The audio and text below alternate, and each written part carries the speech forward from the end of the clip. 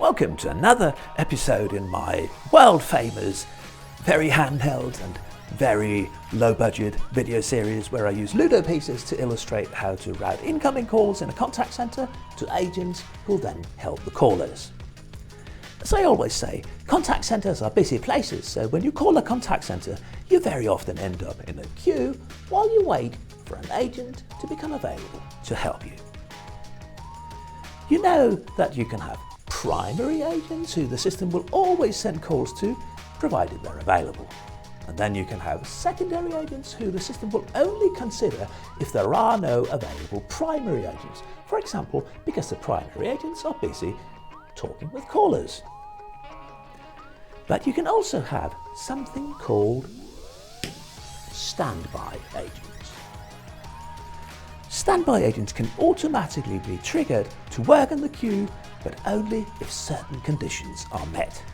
Until then, the standby agents are just sort of waiting in the wings, doing no work in the queue, but they can be called into action instantly if either too many callers are waiting in the queue, or if the callers in the queue have been waiting for too long, or even in the unlikely event that all of the other agents on the queue for some reason pack up their things and go home so that there's no one else left in the queue than the standby agent.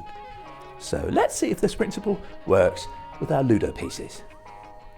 As I said, here's the queue of callers waiting to be served by agents.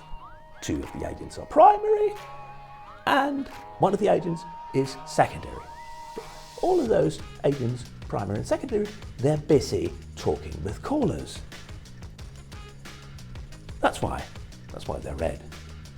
Here's our standby agent. That agent is only meant to work on the queue and help out if the queue situation gets critical.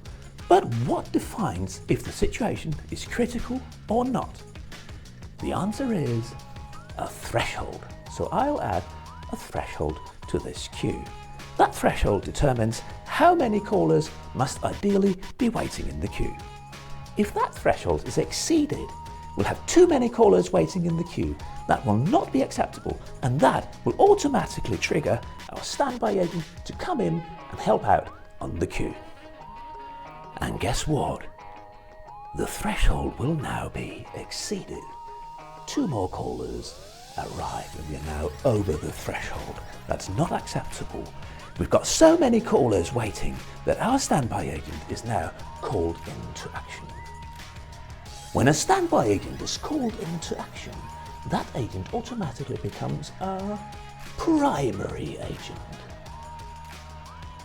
It becomes a primary agent and it stays a primary agent for as long as that agent's services and help is required. So let's allocate a caller to that standby agent. And that standby agent, of course, for consistency's sake, now becomes busy.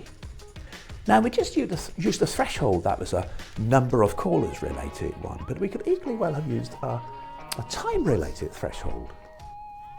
There we go, time related threshold. In that case, standby agents would be called into action if callers had waited for more than a certain amount of time. And you can even, of course, combine the thresholds. Okay, I'll just remove my thresholds again. Sorry for tilting that caller. Let me remove the thresholds to illustrate a third factor that could also trigger a standby agent into action. So let's reset the scene. Standby agents now standby again. As I mentioned to begin with, standby agents can also be triggered into action if all of the other agents on the queue are not there. That will trigger the standby agent into working on the queue. So let's reset the scene just once more. Because what if we have a threshold and the number of callers in the queue sort of balances on and off that threshold? What will happen? Because that could trigger the standby agent to join the queue and then leave the queue and join the queue and leave the queue and join the queue and leave the queue and join the leave the queue, and that could be confusing. So can we solve that problem? Yes. That's why you can set up what's called an activation threshold for this guy, the standby agent, You can also set a deactivation threshold, and that will determine when they will go on and off the queue, so that they don't go on and off the queue all of the time.